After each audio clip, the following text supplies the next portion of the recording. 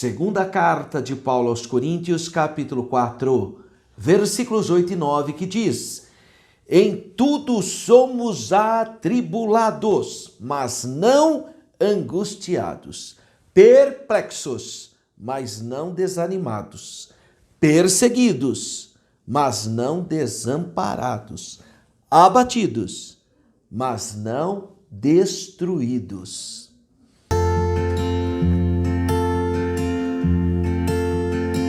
A paz do Senhor, meu querido irmão, aluno, professor, pastor, dirigente de congregação, líderes do círculo de oração, todos que amam a escola bíblica dominical. Aula de número 10. Quando os pais sepultam seus filhos. 4 de junho de 2023. Nosso texto áureo, segunda carta de Paulo aos Coríntios, capítulo 4, versículos 8 e 9, que diz: Em tudo somos atribulados, mas não angustiados, perplexos, mas não desanimados, perseguidos, mas não desamparados, abatidos, mas não destruídos. Nossa verdade prática: não devemos ser indiferentes à morte inesperada, mas também não podemos nos desesperar como quem não tem esperança. São os dois extremos, né? Não sou indiferente, mas também não vou me desesperar porque temos esperança. Há uma frase muito bonita. Eu não sei exatamente quem criou essa frase. Eu já pesquisei, dizem que é de um poeta mexicano, mas eu não sei dizer. Mas eu acho que ela é muito interessante. Ela diz assim: as pessoas que amamos nunca morrem, apenas partem antes de nós. Eu acho interessante essa frase. Leitura bíblica em classe. Está no livro mais antigo do Antigo Testamento, ou da Bíblia, o livro poético de Jó. Capítulo 1, versículos 13, depois 16 a 19. É a história das perdas trágicas, imediatas, não esperadas que Jó, a experiência traumática de Jó. E vamos pensar um pouco então sobre esse texto áureo muito profundo, muito bonito, muito singular de 2 Coríntios 4, versículos 8 e 9. Ele diz assim: Em tudo somos atribulados, mas não angustiados, perplexos, mas não desanimados, perseguidos, mas não desamparados, abatidos, mas não destruídos. Eu enxergo nesse texto áureo 4 contraposição, ou ainda a gente poderia dizer 4 contrastes. Olha lá: atribulados, mas não angustiados, a contraposição. Perplexos, mas não desanimados. Perseguidos, mas não desamparados. Abatidos, mas não destruídos. Então você vê que tem 4 contraposições. O contexto está no capítulo 4 da segunda carta do apóstolo Paulo aos Coríntios, entre os versículos 1 a 15. Quando Paulo expressa que o assunto mais relevante, mais importante, o texto áureo do seu ministério é, sem dúvida alguma, o Senhor Jesus Cristo, o Verbo que se fez carne. Paulo chama de mistério da encarnação. Então, esses 2 versículos, que é o nosso texto áureo, que apresenta essas 4 contraposições, na verdade, ele confronta crises com vitória. E ele vai dizer que existem perigos mortíferos que, registrado nesses versículos, que indicam uma sucessão de ataques e defesa. E que esses perigos podem ser fatal para quem não está completamente revestido de toda a armadura de Deus. Tais perigos, então, são eliminados e pedem forças. Então eles vêm como uma onda avassaladora, mas vai perdendo forças ao depararem com os obstáculos que nós vamos apresentar. O décimo versículo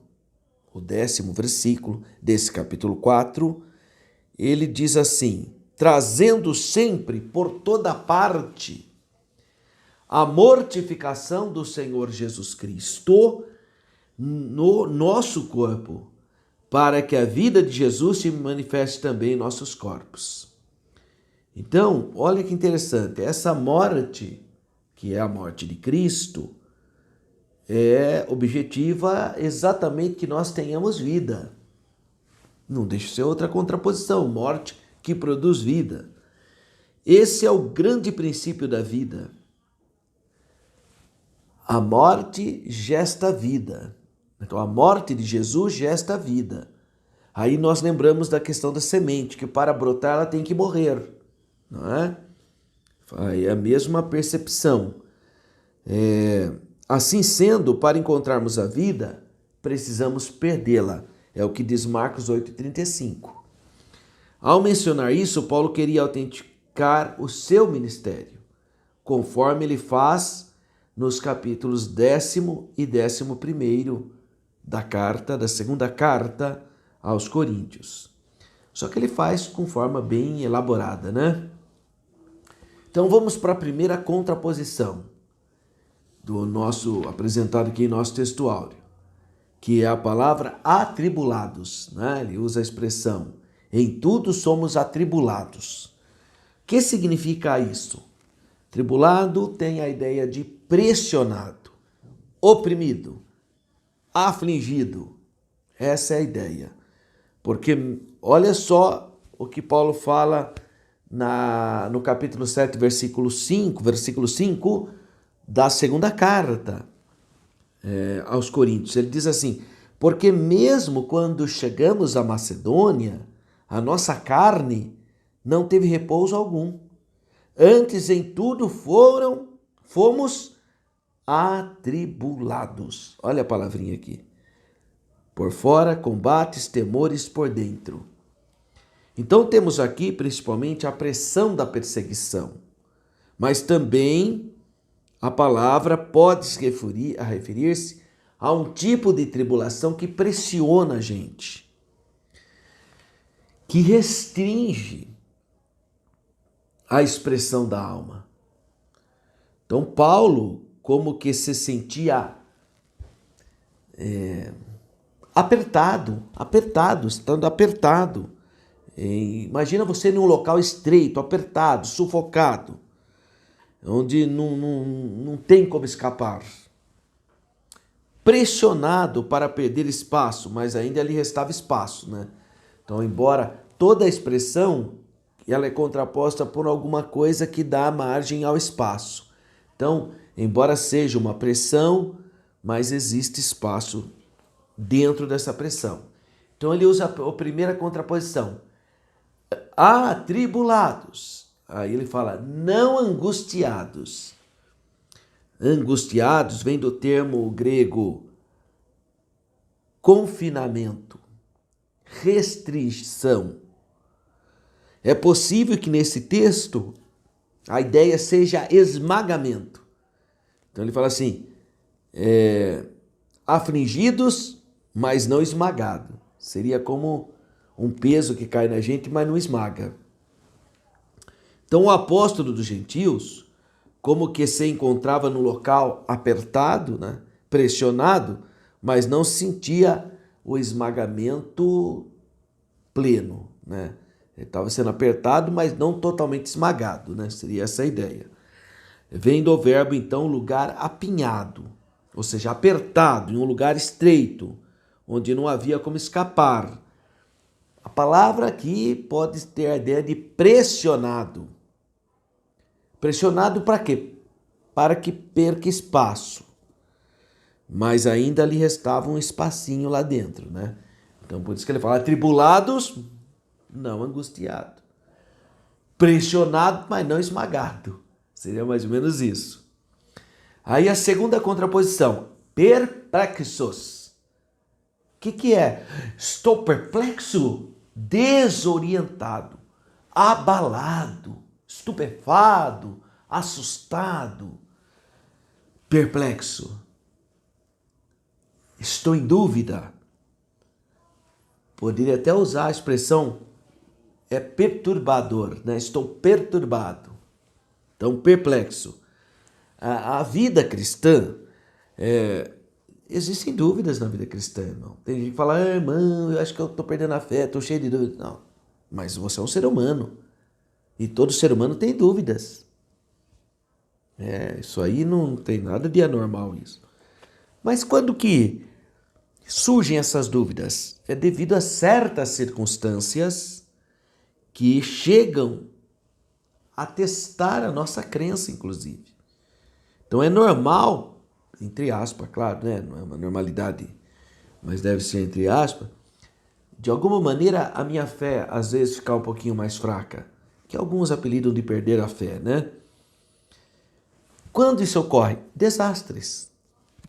Quando ocorre uma perca, alguma...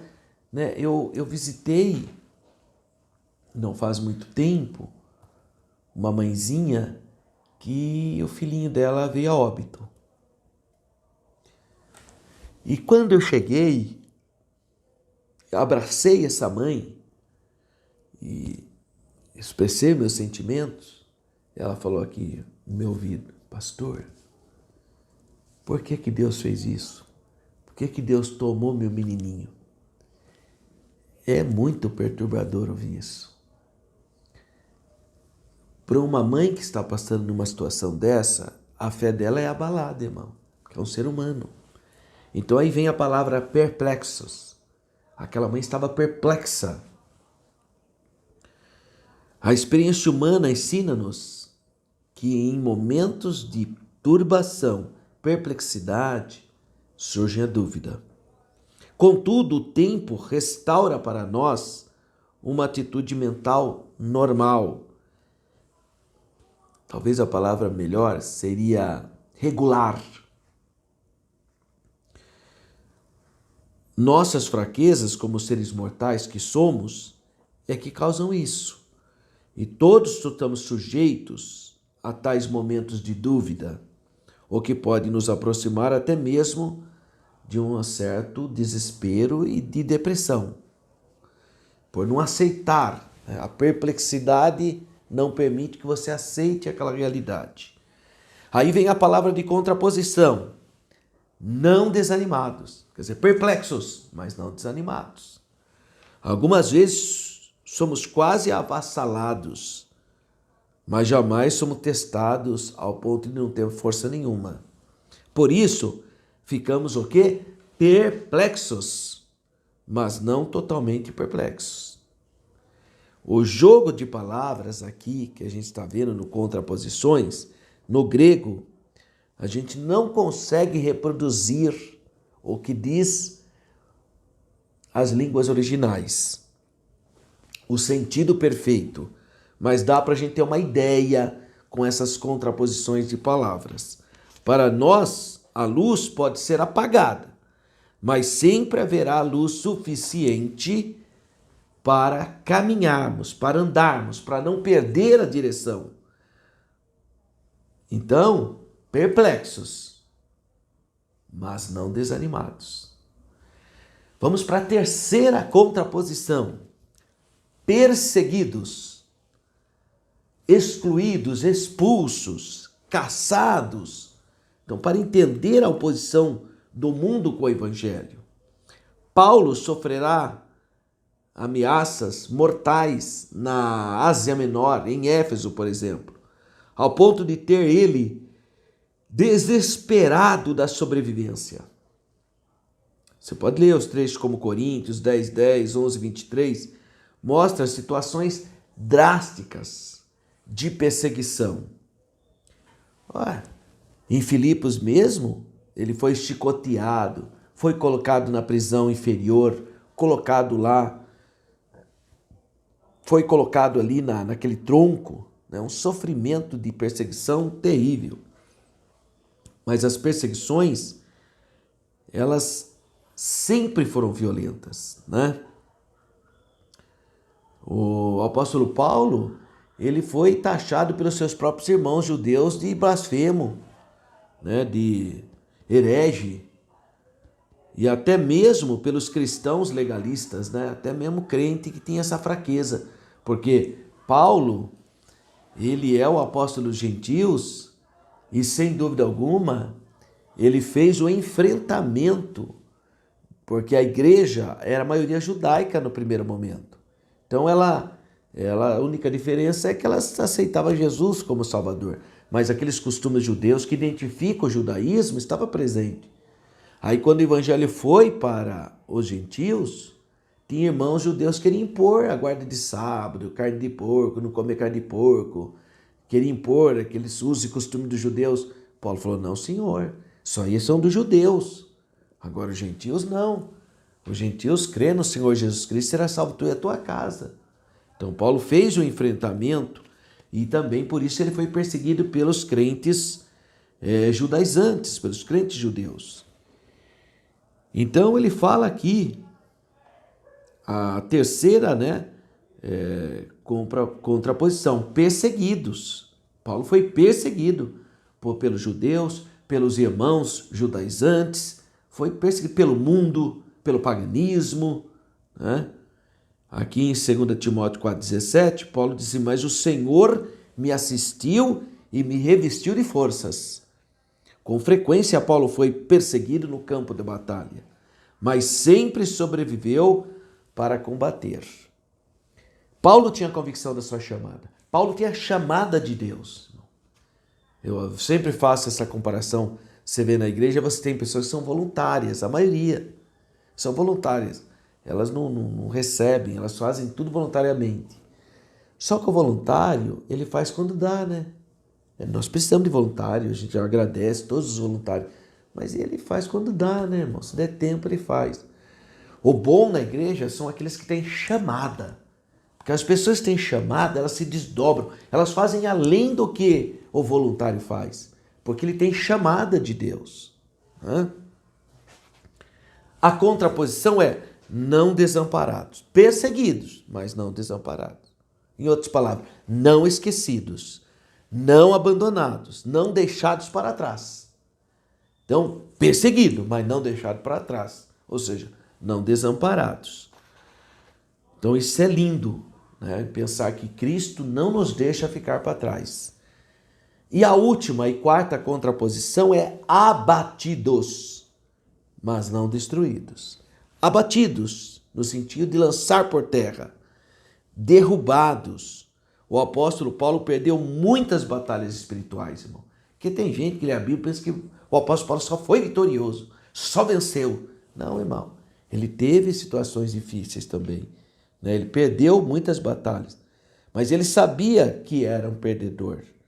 Mas jamais lutou para obter a vitória na luta inteira. Com frequência foi derrubado por seus adversários, mas jamais recebeu o golpe de morte. A sua situação, com frequência, era desesperadora, mas nunca a ponto de tornar-se definitiva. Por isso, abatidos, mas não destruídos. Não destruídos, não totalmente arruinados. Né? Paulo, muito provavelmente, se referiu aqui à morte física mesmo. Talvez também tenha querido indicar o fim definitivo de sua eficácia. Suas perseguições e perdas nunca o levaram a uma situação extrema da morte física.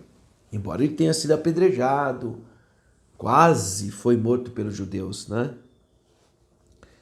Claro que são metáforas, né? Vários intérpretes têm pensado que Paulo é aqui indicado por alguma forma de metáfora. Alguns estudiosos supõem que a luta que está aqui em foco de forma velada. A luta, né? Outros pensam que a ideia é de um soldado em conflito aberto com o inimigo por detrás das muitas afirmações feitas pelo apóstolo. Então temos aqui a comparação de um combate que é derrubado realmente por seu antagonista no conflito e que só espera o golpe da morte. E talvez o sentido seja também o de alguém que foi agarrado e lançado em terra em meio à fuga, embora não tenha sido golpeado totalmente. Mas a última contraposição, ou a quarta, é essa: abatido, mas não destruído. Então o apóstolo Paulo, com esses versículos, parece que ele fala assim no sentido de um soldado, né? Porque todo mundo conhecia a excelência dos romanos na área militar. Por isso se faz muita analogia com essa ideia. O certo é que nos 4 pares de particípios antitéticos, ele descreve a sua condição. Em toda direção estou pressionado, duramente, mas não avassalado. Estou perplexo, mas não levado ao total desespero. Sou perseguido, mas não abandono a fé.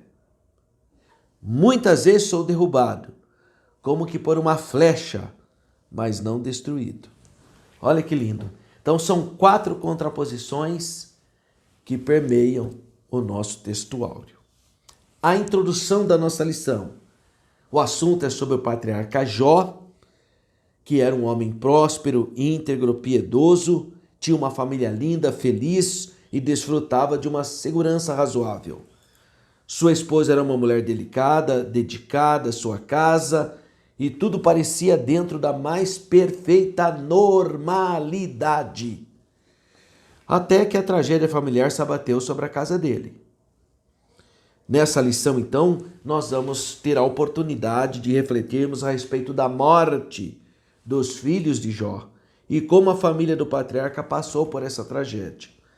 Vamos ver a experiência dos pais sepultarem os filhos. Talvez seja a experiência mais dolorosa da vida humana. E vamos ver o consolo que a palavra de Deus nos traz. Então, o primeiro tópico dessa lição é a família de Jó. 1.1, quem era Jó? Jó era um patriarca que nasceu no norte da Arábia. Na Arábia aqui eu não estou me referindo a um país chamado Arábia Saudita, não é isso. A Arábia Saudita é um país moderno, irmão.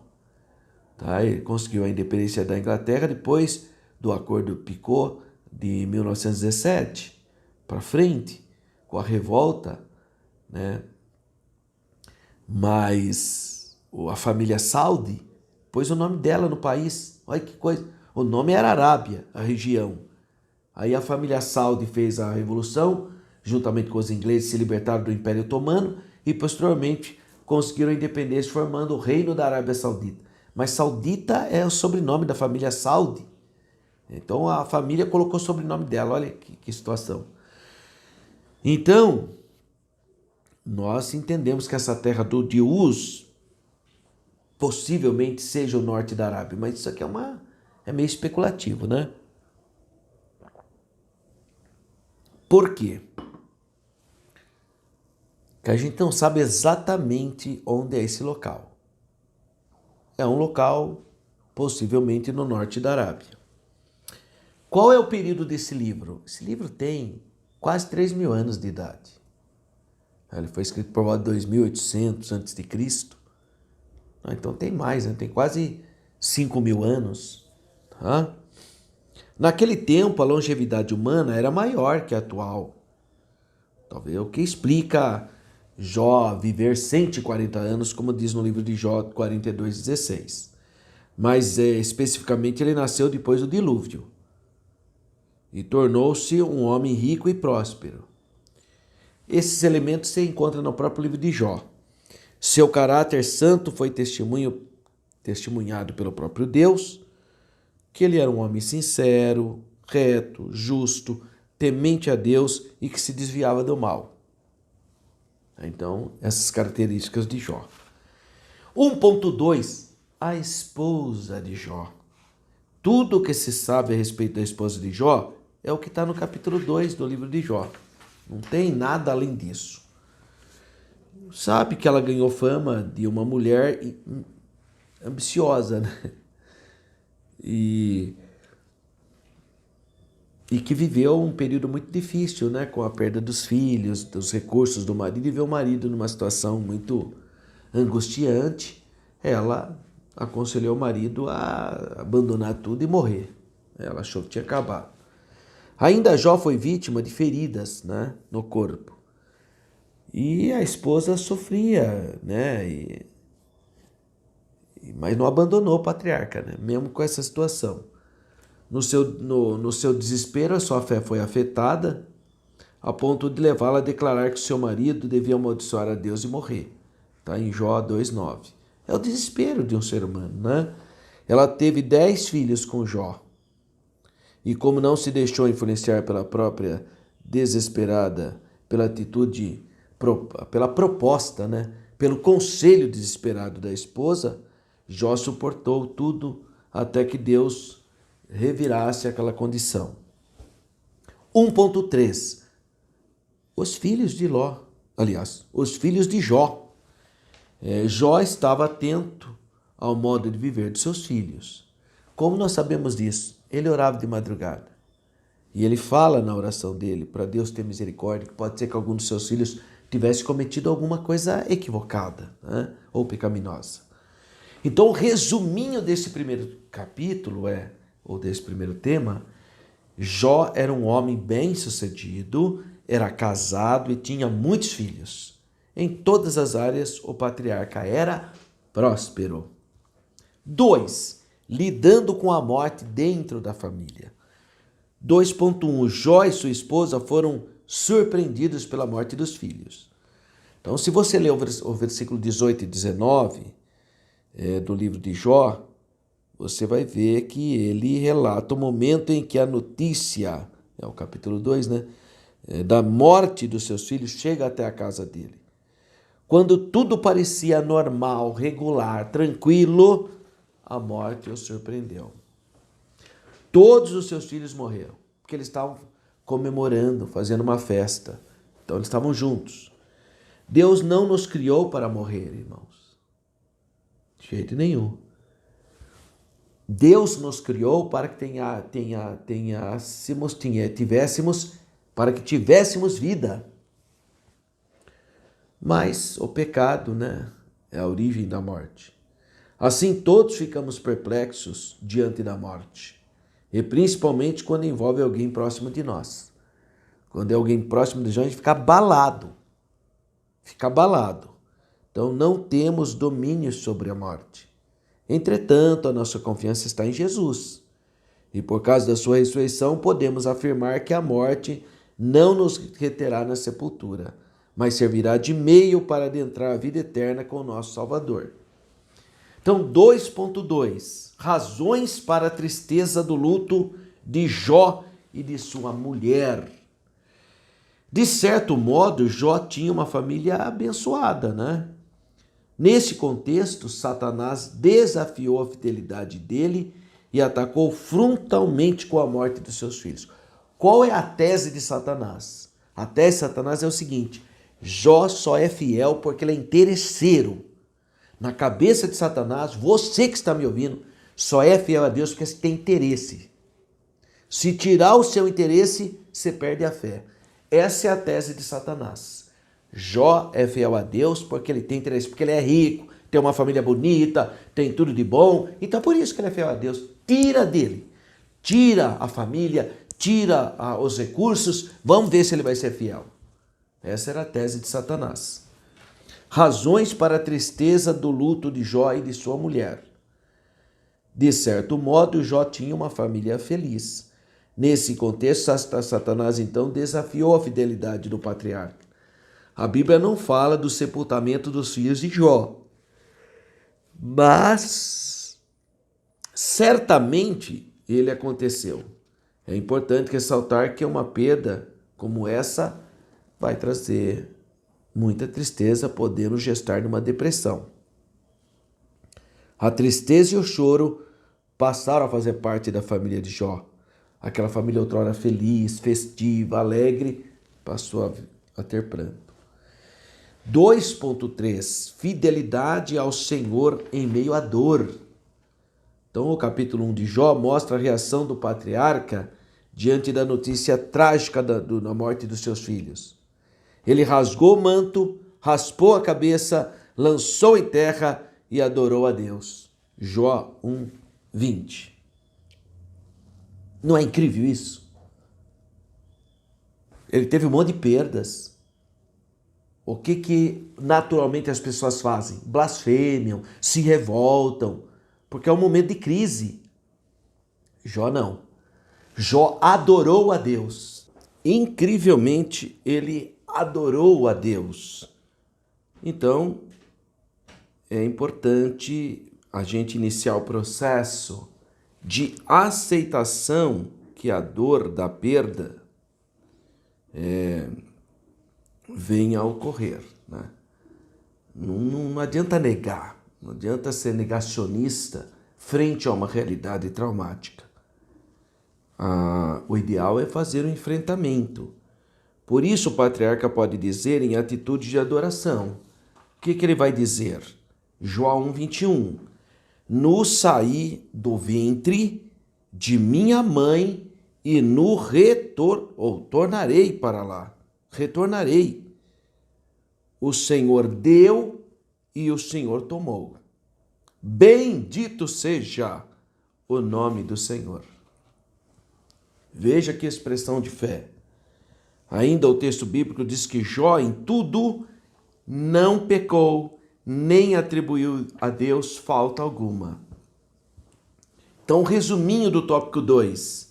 Jó e sua esposa foram surpreendidos pela morte de seus filhos e tiveram que viver esse momento de dor, esse momento difícil.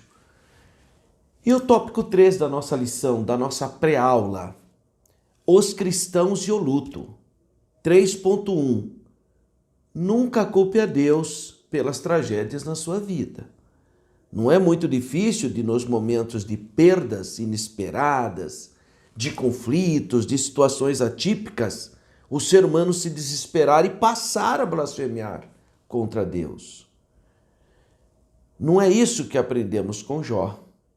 O patriarca nos ensina a viver a confiança em Deus, mesmo nos momentos delicados de morte inesperada, de perdas irreparáveis. Nem sempre saberemos o motivo da morte. A gente não pode pôr um ponto de interrogação onde Deus pôs um ponto final. Nem sempre nós sabemos o motivo. O que aconteceu para que uma pessoa tão amada estivesse sujeito a isso. Há mistérios na vida que a gente não consegue desvendar aqui na Terra. Não tem jeito. O próprio livro de Jó não revela por que os seres humanos sofrem. Ele não revela isso. O que o livro nos ensina e encoraja é suportar o sofrimento com paciência, chamando o fiel aos caminhos do Senhor durante o difícil processo do caminhar em meio ao sofrimento imerecido. Haverá o dia em que tudo estará patente diante dos olhos do Senhor. 3.2. Vivendo o luto. O patriarca Jó, lendo, o que nós aprendemos com ele? Aprendemos que o crente em Jesus não deve ser indiferente ao luto, não deve negar esse momento, não pode ser um negacionista de uma realidade, porque psicologicamente isso não é saudável. Como seres humanos, devemos manifestar as emoções próprias. Os patriarcas choram, né? Os profetas choram, as pessoas dizem, eu choram sim quando tem perda. Até Jesus chorou. Jesus chegou lá e falou, olha, Lázaro morreu. A Bíblia fala, Jesus chorou, né? Então, como seres humanos, devemos manifestar as emoções próprias de um momento de luto, tais como choro, silêncio, compenetração. Diante da dor da família de Lázaro, então, o Senhor agitou-se no espírito, comovendo-se e chorou. João 11:35. E 3.3. Mantenha a esperança. Vimos que é saudável manifestar emoções próprias no período de luto, mas também é verdade que o crente não deve se desesperar como os que não têm esperança. É preciso levar em conta que o período de luto durará um período, talvez 4, 6 meses, 7 meses, mas é um período. Se após esse período a pessoa não consegue voltar às atividades normais, aí é preciso buscar ajuda especializada. Aí não é saudável a pessoa ficar assim, né? Esse cuidado é coerente com a fé cristã que proclama a esperança da vida, porque nosso Senhor ressuscitou ao terceiro dia, vencendo a morte.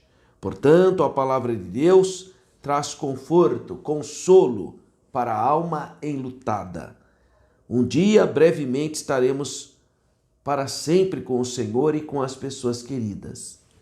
É isso que diz 1 Tessalonicenses 4, 14 a 18. É importante, então, que a pessoa reconheça que ela vai ter um período de dor, de sofrimento, mas que isso vai passar com fé, né?